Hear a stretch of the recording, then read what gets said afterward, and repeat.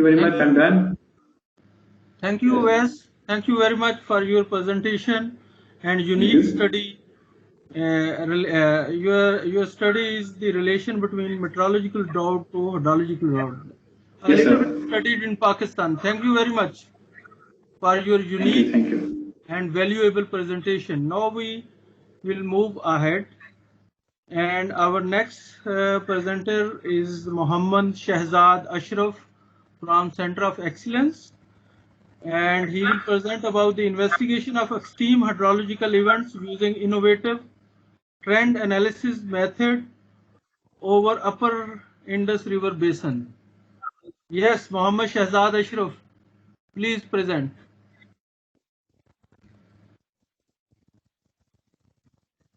Muhammad Shahzad Ashraf is here. Yes, sir. Are you listening? Please present. I am listening you.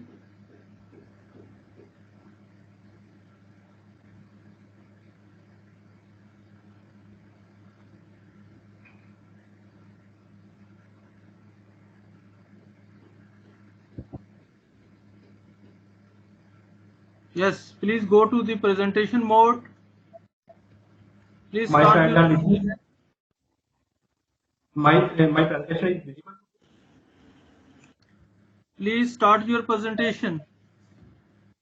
Right. And your voice is not clear. Please keep your microphone close to you. Put your microphone close to you. Right, sir. Assalamu alaikum, everyone. First of all, I am thankful to my respected teachers and organizers of this international conference for providing me an opportunity to present my research work in this contest.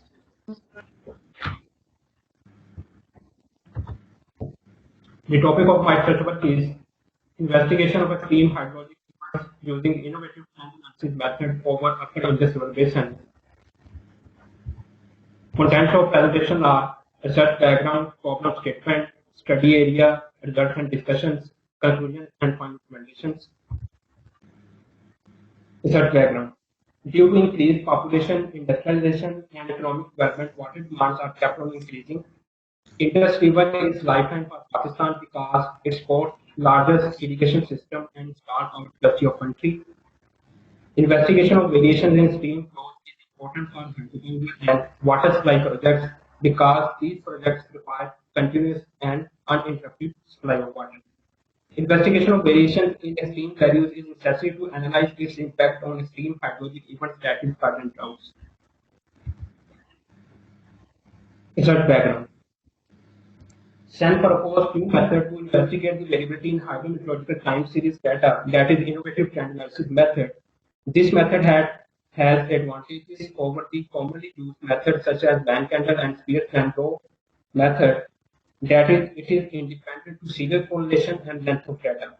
And additionally, because of its graphical implementation, we can see the variations in stream values also. Kissy et al. Examined trends in monthly flows by using Van Kendall and innovative trend analysis method. Because of graphical representation of IT method, trends in low, medium, and high values can be easily detected. For example, in this picture, low values exhibited decreasing trends and medium values exhibited decreasing trend and high values exhibited increasing trend. However, Mankind and Spears-Lambrot method gave only one value for whole time series data. Problem statement. Indus River contributes water to largest irrigation system in the world for 90% food production. However, Indus Basin is prone to extreme events that is flood and drought due to excess or limited water supplies. Most of the past studies focused on analyzing the variations in the climatological time series data over upper Indus River Basin. No study was conducted to investigate the variability in extreme hydrologic events.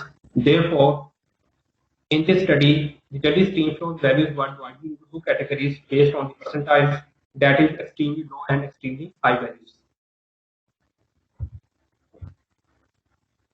The Indus River Basin is one of the world's largest transboundary river basins with a total drainage area of about 1.08 multiplied by 10 to the power 6 kilometers square and hosting 11,000 glaciers. The elevation varies from 500 meters with an average value of 3750 meters. The research area is considered as prime source of fresh water for Pakistan and plays a vital role in the sustainable economic development of Pakistan. The method that is used for the analysis is the innovative trend analysis method. How this method works: in this method, time series is divided into two equal parts. Then both series are sorted in ascending order. First half of the time series is located on the x-axis and second half is located on the y-axis. If the data points in the scatter plot are located on the 45-degree, that is 1:1 it indicates no trend in the hydrometeorological time series data. However, if the data points accumulated in lower and upper triangle area of 1:1, it demonstrates downward or upward trend respectively, as shown in the figure. ITA method results of extremely low flows at 20 stations over upper Indus River basin is shown in this slide. Extremely low steam flows exhibited significant increasing trends at 7 stations and significant decreasing trends at 3 stations.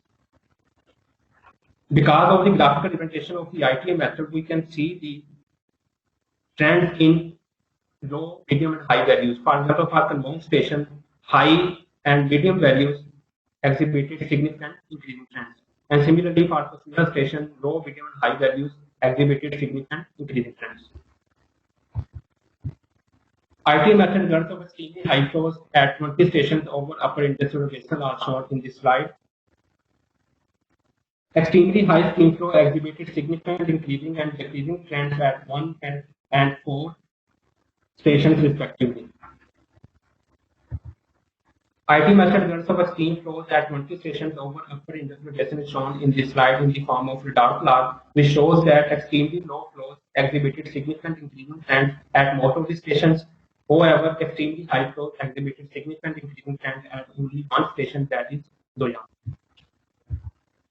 Spatial distribution of extremely low and extremely high flows at 20 stations over upper Indus River basin shows that extremely low flows are increasing over the lower and upper reaches of the upper Indus River basin, and extremely high flows are increasing over the upper reaches of upper Indus River basin. However, it is decreasing over the lower and medium reaches of upper Indus River basin.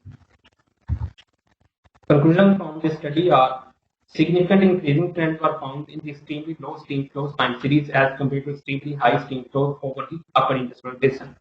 Extremely low steam flows showed increasing trends in upper and low reaches of upper Indus River basin and constitute constant pressure on water resources availability in the lower Indus plains, where most of the country's population is dependent on agricultural activities. Extremely high steam flow showed increasing trends in high elevated reach of upper Indus River basin, which suggests probable aggravation of flooding. However, in the low elevated reach, extremely high steam flow exhibited significant decreasing trends, showing reduction of flooding in that reach. Thank you very much. That's all about my presentation.